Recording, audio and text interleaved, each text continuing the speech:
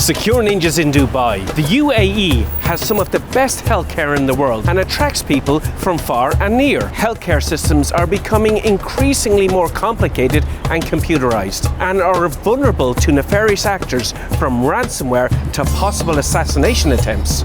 Let's talk to one of the companies leading the charge in protecting these systems. Secure Ninja. Hi everyone, we're here at GISEC in Dubai and I'm talking to Sharon from Claroty. How are you doing, Sharon? I'm good, thank you very much. So Claroty, tell me, what do you guys do? So in Claroty we're trying to protect and defend CPS, cyber physical systems. We're focusing on the industrial and medical world, but we're also trying to focus on any XIoT, extended IoT device, and we're trying to make the world a better place. Excellent. So SCADA ICS medical systems. Now, when I think of SCADA as a security lecturer, teacher, educator, I'm talking about DNP3, I'm talking about Siemens S7, I'm talking about Modbus, those kinds of things. What other types of protocols are involved when we're talking about medical devices? Yeah, it's an interesting question. In medical, each vendor has its own proprietary protocol.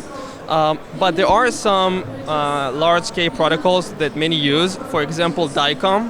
DICOM is imaging protocol that is focused on how to deliver imagery data in the hospital network. So, for example, if you're doing an X-ray or MRI, these images that these machines are taking is saved as a DICOM format, and this DICOM format and protocol are being transferred to a storage location where doctors can use specialized applications to view all the imagery data and decide what's wrong with the patient. Oh, excellent. So what kind of devices are you looking at protecting in, let's say, the healthcare hospital environment?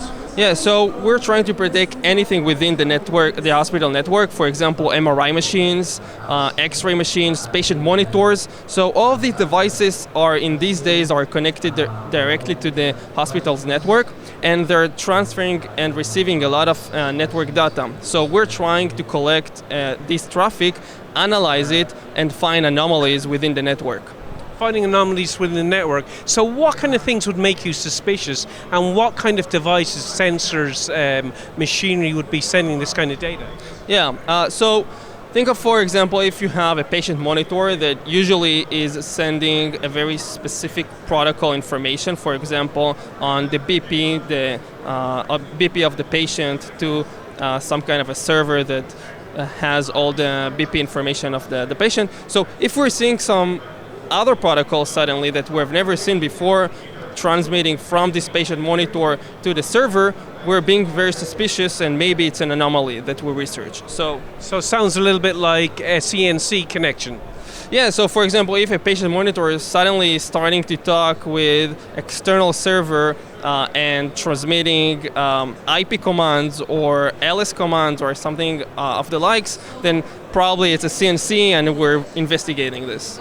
Excellent. Well, what other kinds of attacks might there be against medical devices, and what could the outcome be if it was bad?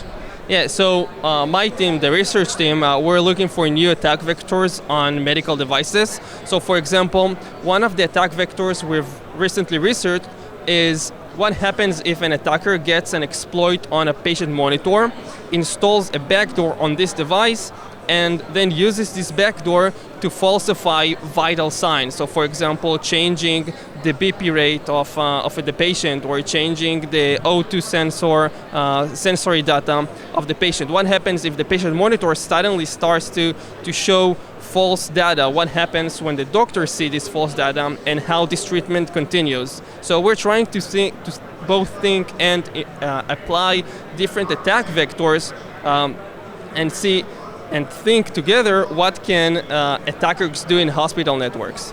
So yeah, it gets a lot more dangerous. You know, my mind automatically goes things like a denial of service attack on maybe a scanner or something like that, or the exfiltration or stealing of customer data, but it could be yet more nefarious. I mean, if you give some kind of system or doctor the wrong information, it could have a very bad outcome for the patient because they get the wrong medication. That's very scary stuff. So it sounds like this is great research. I mean, how do you find this information? Yeah, so we're doing a lot of, I would say, white hat hacking. So we're trying to acquire of these systems. For example, you can buy on eBay patient monitors or X-ray machines.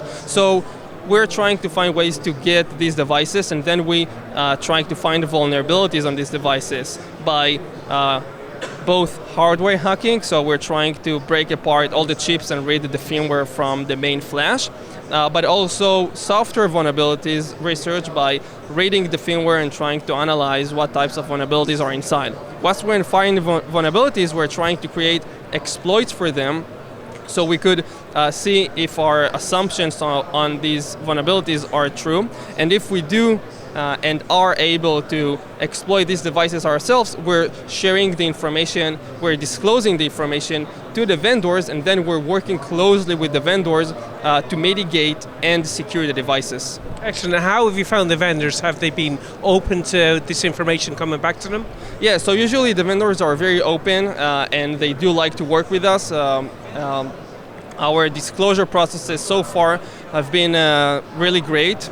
They're open, and I think they want us to help them to find vulnerabilities in our products, because eventually they fix the vulnerabilities and help both their customers and our customers. Excellent. Well, this is good news. I'm delighted that somebody's looking at this. This could be a very serious problem, and I'm sure it is.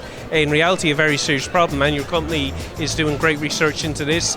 Thank you very much. Sharon, it was a pleasure talking to you. Thank you very much. I appreciate it. Hey guys, thanks so much for watching. Please remember to subscribe and to like. There is so much going on here in the Gulf. We don't want you to miss a thing. I'm Andrew Howard from SecureNinjaTV. We'll talk to you again soon.